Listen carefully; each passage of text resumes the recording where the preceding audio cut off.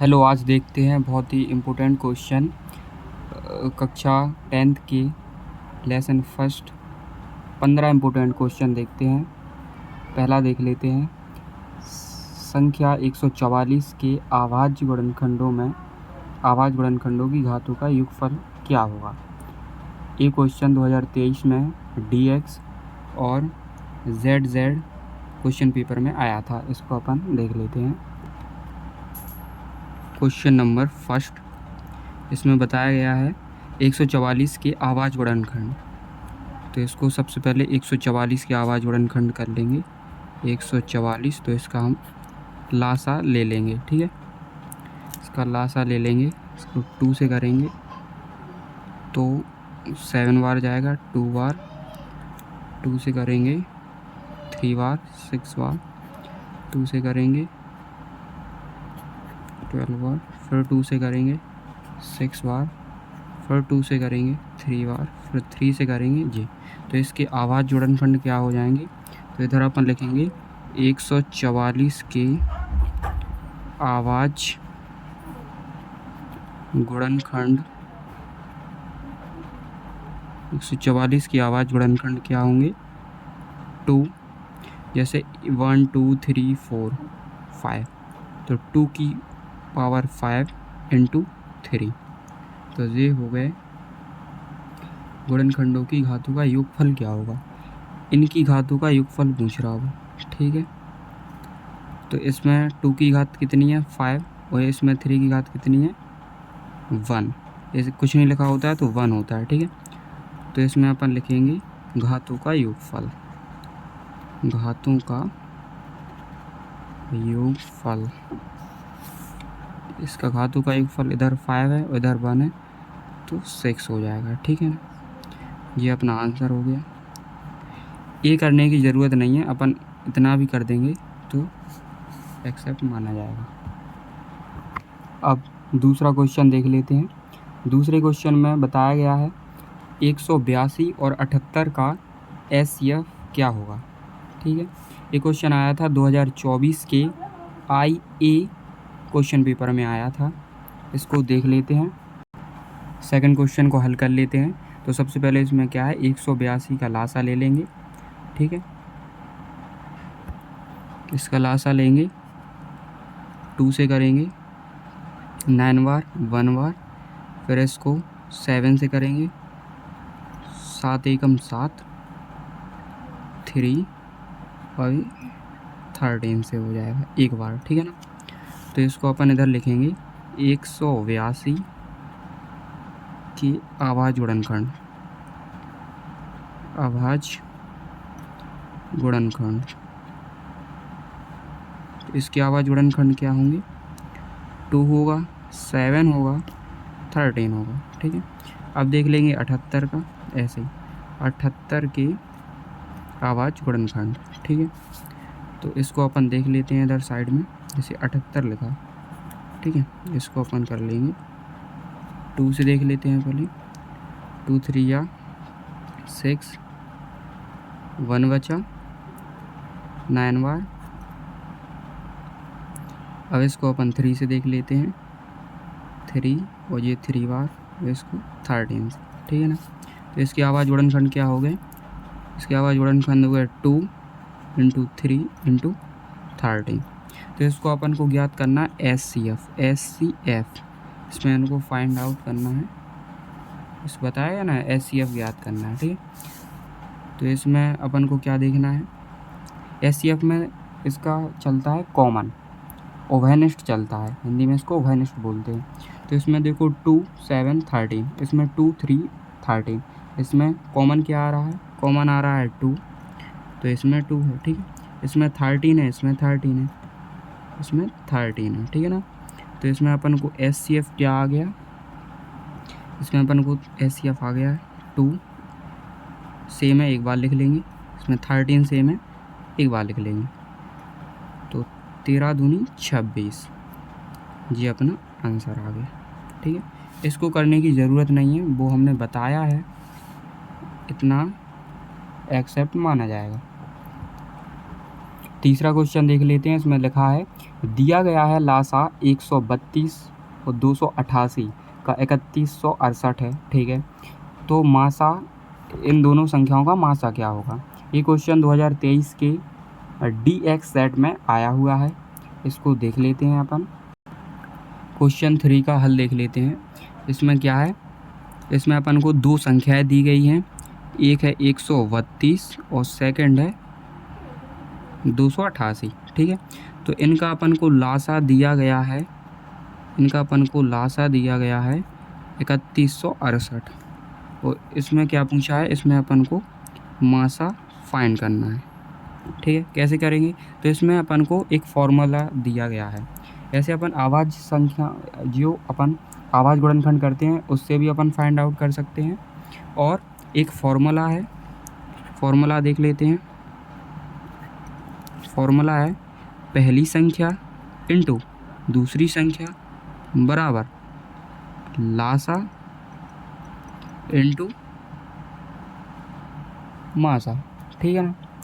तो पहली संख्या कौन सी है, 132, तो 132 अपन लिख लेंगे। और दूसरी संख्या है 288 और लासा क्या है 3168 और इंटू मासा अपन को फाइंड आउट करना है। इसको अपन SCF लिख लेंगे, ठीक है।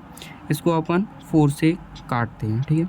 4 से काट दो इसको, 4 तिया 12, 4 तिया 12, ठीक है। 288 ज्यों के त्यों लिख दो। इसको 4 से काट दो, 4 सत्ते 28, 3 बचा, 4 नम 36, 4 दूनी 8, SCF, ठीक है। अब इसको 11 से काट दो, 11 33 और 288 ज्यों के त्यों लिख दो। इसको 11 से काटेंगे, 11 7 77, 2 बचा, तो 11 दूनी 22, ठीक है। SCF लिख देंगे। अब क्या करेंगे, 3 को 72 काट दो, 3 2 जा 6, 1 बचा, तो 3 4 जा 12 इंटू SCF। अब 24 को इसमें भाग दे दो, ठीक है। इसमें इंटू है, इसके बराबर की इस तरफ आ जाएगा तो भाग में आ जाएगा जी, ठीक है ना जी। ऐसे डिवाइड में चला जाएगा, तो इसका आंसर क्या हो जाएगा, 24 एकम 24 और 4 बचे, तो 24 दूनी 48। तो अपन को आंसर आ गया, SCF आ गया 12, ठीक है। अगला क्वेश्चन देख लेते हैं। अपना नेक्स्ट क्वेश्चन है क्वेश्चन नंबर 4। संख्या 156 का अभाज्य गुणनखंड होगा। ये क्वेश्चन 2023 के DW सेट में आया हुआ है और 2025 के BY सेट में भी आया हुआ है। ये क्वेश्चन इम्पोर्टेंट है, इसको आप अच्छे से देख लेंगे। इसको देखते हैं। क्वेश्चन नंबर 4 का हल, ठीक है।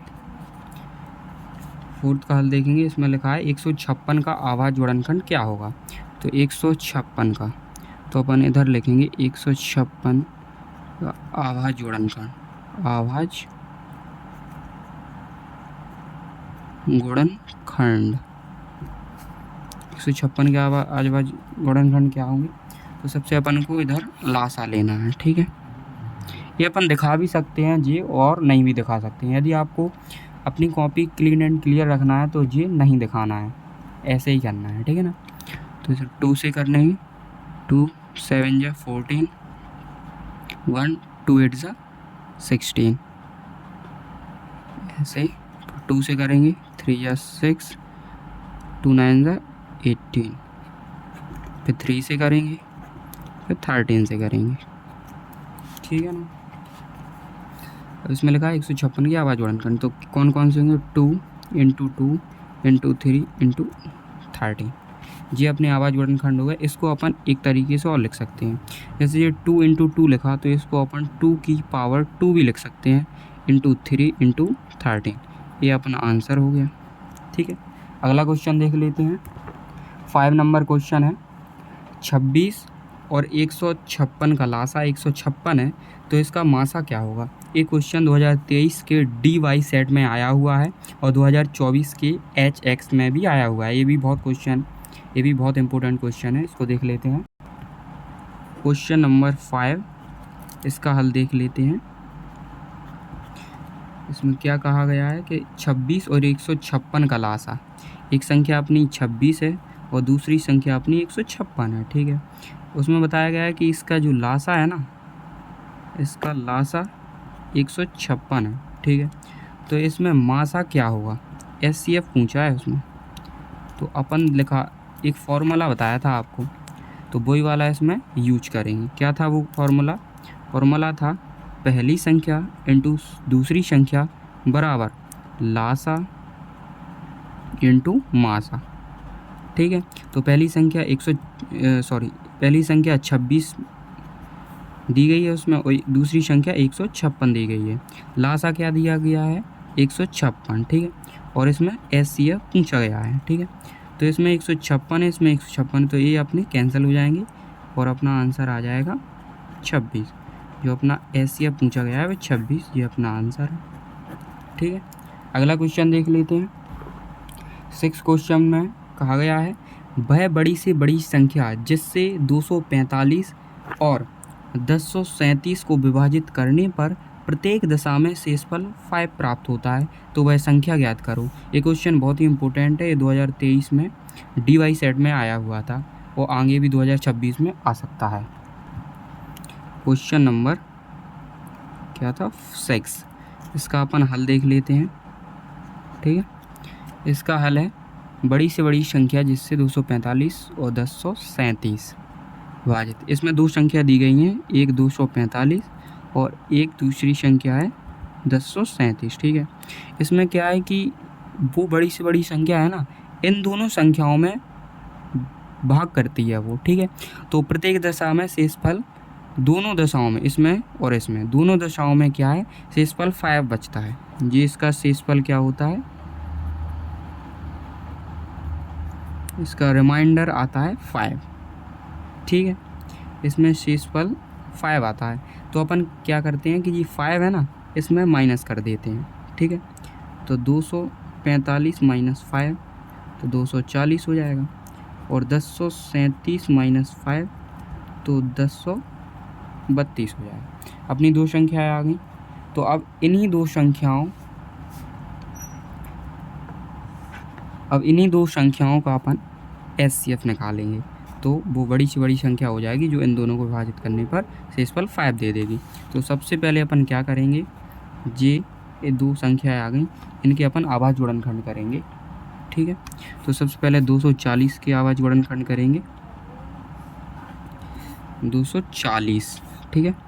तो 240 इसको अपन लासा करेंगे 2, जल्दी जल्दी करेंगे 15 बार, फिर 3 से करेगा जी 5 और जी 5, ठीक है जी। अपने गुणनखंड हो गए। इधर अपन लिख लेंगे कि 240 की आवाज़ गुणनखंड, ऐसे ही अपन को सेम लिखना है, ठीक है। क्या होगा 1 2 3 4, ये बताया ना, जैसे 2 है 4 बार आया तो इसको अपन 4 लिख देंगे, ठीक है। और 3 × 5, अब अपन लिखेंगे 1032 की आवाज़ गुणनखंड क्या होंगे, तो अपन पहले निकाल लेते हैं 1032 की तो 2 से करेंगे तो 5 बार, 2 से करेंगे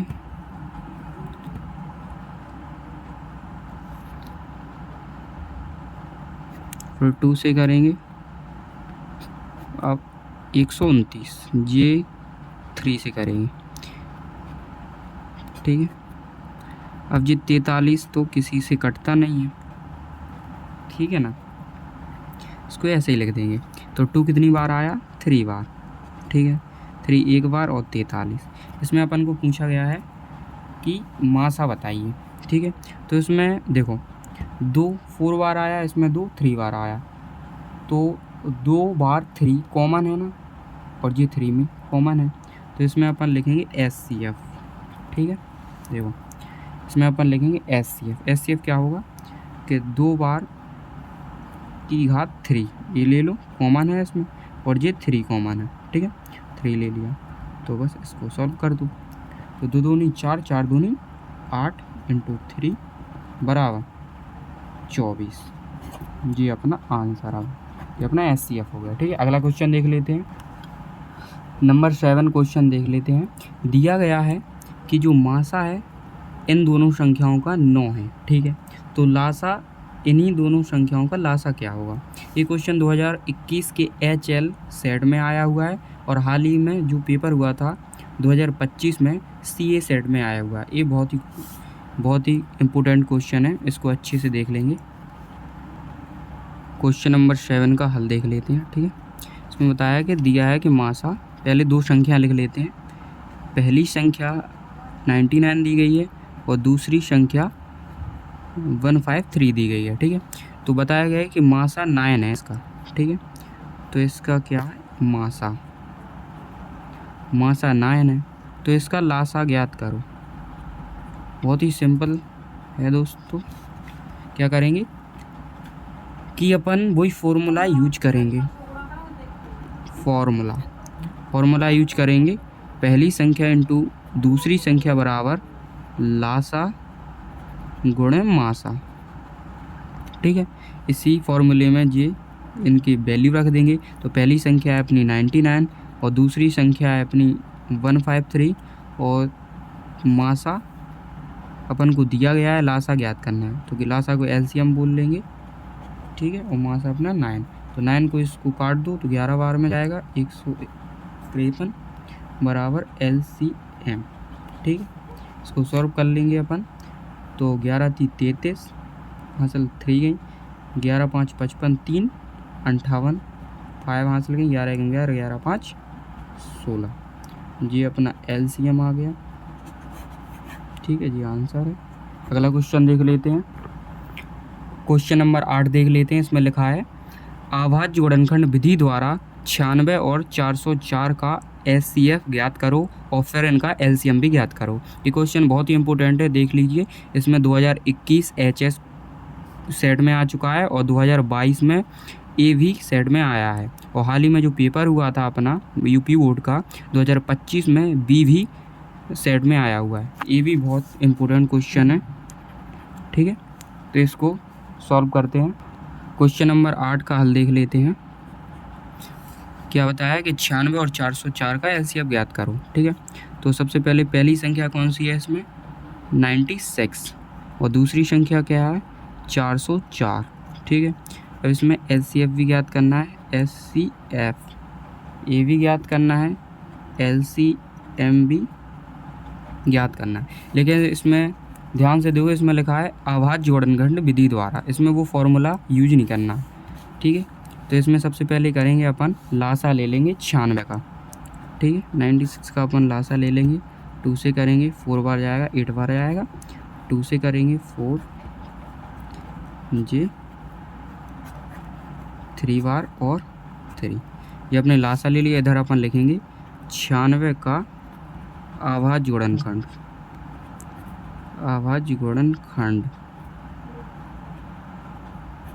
ठीक है, 96 का अभाज्य गुणनखंड क्या है, 1 2 3 4 5। 2 कितनी बार आया, 5 बार, तो 2 की पावर 5 × 3। अब यहाँ लिख लेंगे 404 का अभाज्य गुणनखंड क्या होगा। तो 404 का अपन देख लेते हैं। इधर 404 का अपन लासा ले लेंगे। 404 का अपन लासा ले लेंगे। ठीक है, क्या है, 2 से करेंगे तो 2 बार, फिर 2 बार, 1 2 1 और 101 कहाँ से करेगा, इसी से नहीं कटेगा, 1 बार। ठीक, तो इसको लिख लेंगे 2 की पावर 2 × 101। ठीक है, अब क्या करेंगे, इसमें अपन को SCF भी याद करना है, LCM भी याद करना है। तो SCF देख लेंगे, इसमें कॉमन क्या है, 2 की पावर 2। तो इसमें अपन को SCF बराबर 2 की पावर 2 बराबर 4। ठीक है, अब अपन को LCM याद करना है। LCM क्या करेंगे, 2 की पावर 4। देखो, जिसकी घात अधिकतम होती है अपन को वो लिया जाता है। ठीक है, फिर अब इसमें 3 की पावर 1 ही है, इसमें 101 है। इसको अपन सॉल्व कर लेंगे तो अपन को LCM आ जाएगा। अगला क्वेश्चन देख लेते हैं। अगला क्वेश्चन है नंबर 9।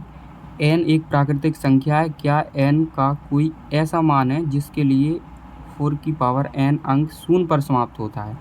ठीक है, तो इसको अच्छे से डिस्कस कर लेते हैं। तो ये NCERT ये भी बहुत मोस्ट इम्पोर्टेंट क्वेश्चन है, इसको अच्छे से क्लियर कर लेंगे। इसमें लिखा है n एक प्राकृतिक संख्या है। ठीक है, क्या n का कोई ऐसा मान है जिसके लिए 4 की पावर n अंक शून्य पर समाप्त होता है? तो देखो इसको देख लेते हैं क्या कह रहा है क्वेश्चन, कि क्वेश्चन नंबर 9 हल। ठीक है, इसमें क्या है कि 4 की पावर n है जो, ठीक है, तो n की जगह अपन कौन सी संख्या रख दें कि शून्य पर समाप्त हो जाए। ठीक है, एक फॉर एग्जांपल अपन ने रख लिया 4 की पावर 2 रख लिया, तो ये क्या हो जाएगा 16। ठीक है ना, मान लो 4 की पावर 3 रख लिया तो हो जाएगा 64। तो लास्ट में देखो शून्य आ रहा, अपन ऐसे ऐसे करते जाएंगे, शून्य तो नहीं आने वाला। शून्य कब आएगा? जब इनके गुणनखंड में, इनकी जो आवाज़ गुणनखंड होगा, 4 का आवाज़ गुणनखंड होगा, उसमें 2 और 5 दोनों आएंगे तो ये शून्य पर समाप्त होगा। लेकिन इसमें तो ओनली 2 ही आ रहा, 4 का अपन करेंगे 2 × 2 आ रहा ना, 5 तो आ नहीं रहा, नहीं आ रहा ना, तो ये अपन सीधा लिख देंगे इसमें हल में लिख देंगे कि संभव नहीं है, ये संभव नहीं है, संभव नहीं है। क्लियर? अगला क्वेश्चन देख लेते हैं। अगला क्वेश्चन है 10वां नंबर। इसमें बताया गया है कि 65 और 117 के LCF को 65m-117 के रूप में दर्शाया गया है। m का मान ज्ञात करो, साथ ही आवाज़ गुणनखंड विधि के प्रयोग से 65 और 117 का LCM भी ज्ञात करो। ये NCERT क्वेश्चन है दोस्तों, ये बहुत ही इंपॉर्टेंट क्वेश्चन है। ये बहुत बार आया हुआ भी है, बहुत ही इंपॉर्टेंट क्वेश्चन है, इसको अपन डिस्कस कर लेते हैं। क्वेश्चन नंबर 10 है जी, और हल। ठीक है, इसको अपन सॉल्व करेंगे। इसमें अपन को 2 संख्या दी गई हैं। पहली संख्या है अपनी 65 और दूसरी संख्या है अपनी 117। ठीक है, अब इसमें बताया गया है कि LCF को 65 - 117 के रूप में दर्शाया गया है। ठीक है, तो इसमें अपन को जो LCF है ना अपना, वो 65m - 117 दिया गया है। ये कोई संख्या तो है नहीं, सबसे पहले इसको m का मान निकालना पड़ेगा। तो इसके लिए क्या करेंगे अपन, 2 संख्या दी गई, 2 संख्याओं से अपन LCF तो निकाल सकते हैं ईजिली। तो सबसे पहले अपन आवाज़ गुणनखंड कर लो। ठीक है, तो 65 आवाज़ गुणनखंड कर लेंगे, तो 65 का करेंगे 5 बार, तो 5 3 3 जी अपने 5 × 13 ये अपने आ गए। आवाज़ गुणनखंड 17 का करेंगे तो 3 और 13। ठीक है,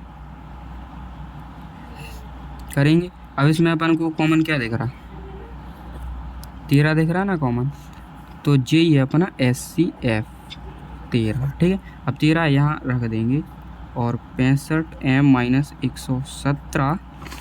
ठीक है ना, अब क्या करेंगे, 117 बराबर की इस साइड आएंगे तो प्लस में आ जाएंगे, बराबर 65m, और जी प्लस हो जाएंगे तो कितना हो जाएगा 130, जो 65 × में इधर बटे में आ जाएंगे m।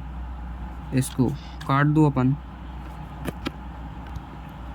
इसको अपन 5 से करो, 130 लिखा हुआ है, 5 से करो, 5 दूनी 10, 3 बचा, 5 छक्का 30, 5 से 5 गए 5 तिया 15। ये m का मान अपना 13 दूनी 26, तो m का मान अपना 2 आ गया। ठीक है ना, अब इसमें आगे भी बताया गया कि m का मान ज्ञात तो कर लिया, साथ ही आवाज़ गुणनखंड विधि प्रयोग से 65 और 117 का LCM भी ज्ञात करो। आवाज़ गुणनखंड विधि से करना है। 65 का अपन ने ले लिया था लासा, और 117 का भी ले लिया था लासा। अब क्या है कि अपन इन दोनों का लासा ज्ञात करना है, तो इधर अपन लिखेंगे LCM। क्वेश्चन में दिया है LCM ज्ञात करो। ठीक है, LCM करते हैं ज्ञात। तो क्या है कि 3 की घात 2, ठीक है, 5 एक बार आया था और 13, तो ये कितना हो गया 9 और जी 5 सॉरी इधर इंटू 13। बस इसको अपन सॉल्व कर लेंगे, जो भी लास्ट आएगा वो अपना आंसर है। अगला क्वेश्चन देख लेते हैं, 11 नंबर क्वेश्चन देख लेते हैं। इसमें लिखा है व्याख्या कीजिए क्यों इतनी बड़ी जो संख्या है एक अभाज्य संख्या है। ये क्वेश्चन 2019 में आया था BA सेट में, ये भी बहुत इम्पोर्टेंट क्वेश्चन है। इसको सॉल्यूशन देखते हैं इसका। 11 नंबर क्वेश्चन देखते हैं। इसमें क्या है कि इतनी बड़ी अपन को संख्या दे दी गई है, ठीक है। 17 into 5 into 11 into 3 into 2 plus 2 into 11। उसमें बताया कि एक भाज्य संख्या है, व्याख्या करो क्यों है ये भाज्य संख्या। तो सबसे पहले इनको अपन सॉल्व कर लेते हैं, ठीक है। तो इसको करेंगे अपन,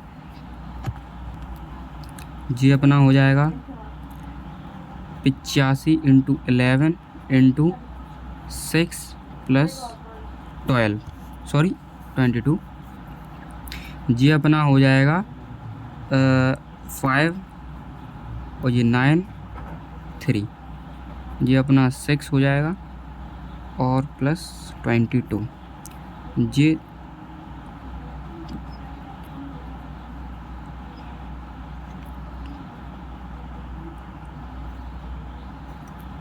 प्लस 22 ये अपना हो जाएगा, इतना हो जाएगा, ठीक है। अब इसमें क्या है कि उसमें बताया गया है कि एक अभाज्य संख्या एक भाज्य संख्या है। तो भाज्य संख्या किसे कहते हैं, जिसके 2 या 2 से अधिक उभयनिष्ठ गुणनखंड हो। इनका अपन लासा लेंगे, यही तो उभयनिष्ठ गुणनखंड है। इसमें 17 भी आ रहा, 5 भी आ रहा, बहुत सारी संख्या है। तो इसमें अपन लिखेंगे 2 या 2 से अधिक, 2 या 2 से अधिक अभाज्य गुणनखंड है। अभाज्य गुणनखंड है, इसलिए यह भाज्य संख्या है। लिख दिया, भाज्य संख्या है। बस अगला क्वेश्चन देख लेते हैं। अगला क्वेश्चन है नंबर 12। ये बहुत ही इम्पोर्टेंट क्वेश्चन है, ये बहुत बार हर क्वेश्चन सेट में आता ही है। इसमें बताया गया, दिखाइए कि √3 एक अपरिमेय संख्या है। जितने भी पेपर सेट बनाए गए हैं एक ना एक क्वेश्चन इसमें से आता ही है। ये NCERT का बहुत ही इम्पोर्टेंट क्वेश्चन है। 2019 में आया है, 2020 में आया, 2022 और 23 और 24 और 25 में भी आया है, ठीक है ना, और 26 में भी आएगा। 100 से 100% आएगा। तो इसको डिस्कस कर लेते हैं। क्वेश्चन नंबर 12 सॉल्व कर लेते हैं। इसमें लिखा है √3 का अपरिमेय संख्या है। इसकी एक थ्योरी है, जो थ्योरी बढ़िया अच्छे से सिस्टमेटिक तरीके से लिखी जाती है। उसको जिसने लिख लिया उसके फुल में से फुल नंबर आ जाएंगे, ठीक है। उसको बताते हैं। सबसे पहले अपन को लिखना है इधर कि माना, हल कर रहे हैं, ठीक है। माना √3 एक परिमेय संख्या है, ठीक है। उल्टा लिखना है, अभी परिमेय संख्या है, लेकिन सिद्ध अपन को करना है अपरिमेय संख्या है, ठीक है। तो लिखना है अपन को इधर, माना √3 एक परिमेय संख्या है, ठीक है। तो परिमेय संख्या है तो इसको अपन लिख सकते हैं √3 बराबर a/b, और जो a और b है इसको अपन डिफाइन कर देंगे इधर। तो जो a और b, b एक पूर्णांक संख्या है, ठीक है, पूर्णांक संख्याएं है, ठीक है। और साथ ही क्या है, a और b सहअभाज्य तो पता ही होगा, सहअभाज्य है, को प्राइम नंबर, ठीक है।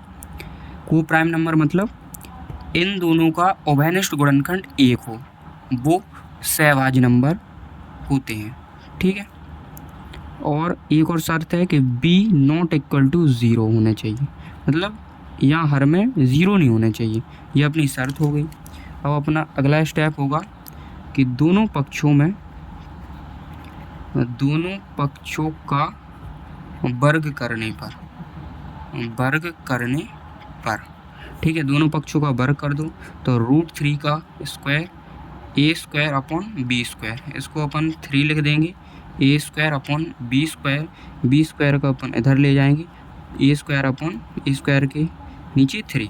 अब अपन को फिर से डिफाइन करेंगे इधर कि जो ए स्क्वायर है ना वो 3 विभाजित करता है, क्या करता है, डिवाइड करता है, विभाजित करता है, तो ए भी 3 से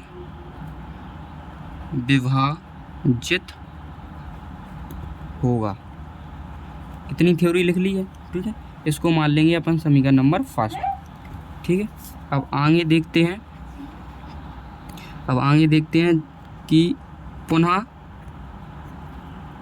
माना, ठीक है, पुनः माना जो a है वो अपन 2c के बराबर कर देंगे, सॉरी 2c नहीं, इधर अगर √2 है तो इधर 2c करेंगे, इधर √3 है तो अपन √3 करेंगे, ठीक है। अब अपन क्या करेंगे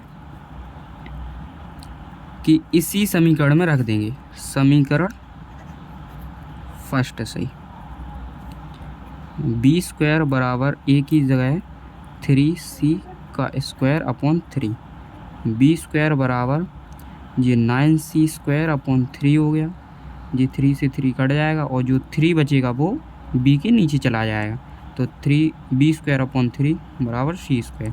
और फिर थ्योरी लिखेंगे इधर कि जो बी स्क्वायर है ना वो 3 से विभाजित है,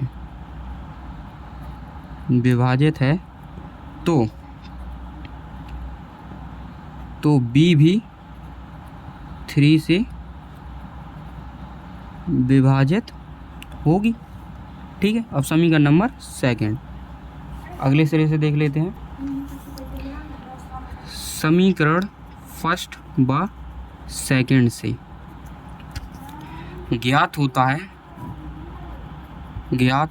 है कि a और b सहअभाज्य संख्या नहीं है। कौन है फिर, जब कॉमन आ रहा है तो भाज्य संख्या है, वो सहअभाज्य नहीं है। अगर इधर लिखेंगे चूंकि यहाँ विरोधाभास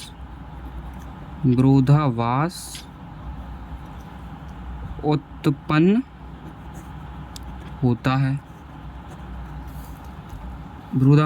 होता है, तो क्या करेंगे अपन कि √3 को अपन अपरिमेय घोषित कर देंगे, ठीक है, मतलब डिफाइन कर देंगे। तो अपन लिखेंगे अतः √3 एक अपरिमेय संख्या है। ये अपना क्वेश्चन सॉल्व हो गया, ठीक है। अगला क्वेश्चन देख लेते हैं। ऐसे ही अपन को नंबर 13 करना है, सिद्ध करो कि √2 एक अपरिमेय संख्या है, ठीक है। ये भी बहुत बहुत इम्पोर्टेंट है। इसमें 2019, 22, 23, 24 बहुत बार पूछा गया है, 2026 में भी 100% चांस है कि पूछा जाएगा, ठीक है। जैसे ए किया ऐसे ही इसको करना है। अब इसमें क्या है, रूट के बगल में एक संख्या आ गई, इसमें और इसमें बहुत अंतर है। देखो कैसे करते हैं। नंबर 14 देख लेते हैं, 40 नंबर देख लेते हैं।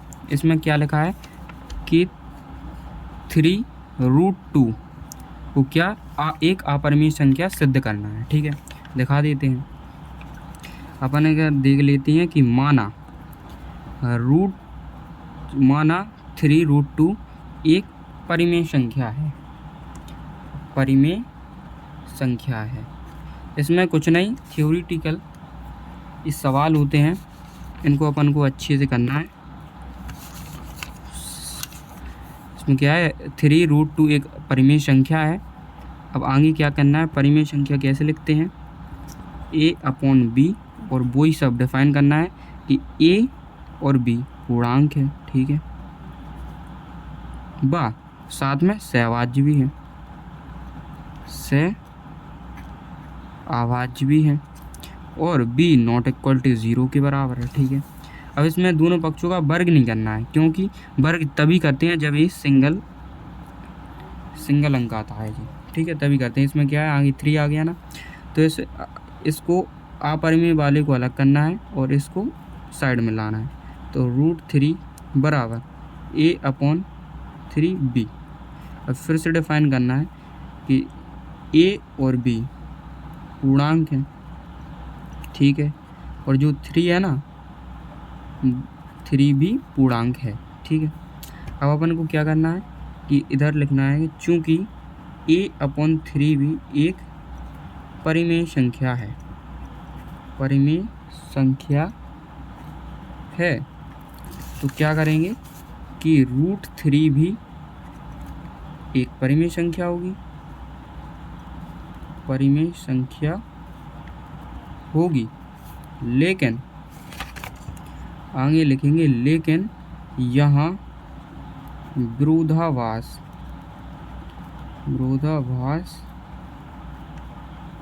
उत्पन्न होता है अतः जो √3 है ना, वो एक क्या है, अपरिमेय संख्या है, अपरिमेय संख्या है, और इसीलिए 3√3 एक अपरिमेय संख्या होगी। ये अपना क्लियर हो गया। इतनी ही थ्योरी अपन को लिखना होता है और अपन को पूरा अच्छे नंबर मिल जाते हैं, फुल नंबर। अब अपन देख लेते हैं 50 नंबर। ऐसे इसको दिया गया है 5 - √3 एक अपरिमेय संख्या है, इसको सिद्ध करना है। तो अपन को क्या करना है कि जो इसमें किया था ना अपन ने, वो अपन बटे में ले गए थे, इसमें क्या है, अपन को बराबर के उस साइड ले जाना है, बस सिंपल है। अपरिमेय संख्या को अलग कर देना है और जो परिमेय है वो उसके साथ ले जाना है, वही सब थ्योरी पूरी ऐसे ही लिख देना है, बस ऐसे ही। जे है, जे भी 2019-22 में आया था, ये भी वैसे ही है। ये बहुत ही इम्पोर्टेंट सवाल हैं, जे 16 पूरे इम्पोर्टेंट सवाल हैं, इसको अपन को क्लियर कर लेना है। ये आपको वीडियो कैसी लगी कमेंट में ज़रूर बताएं। Thank you.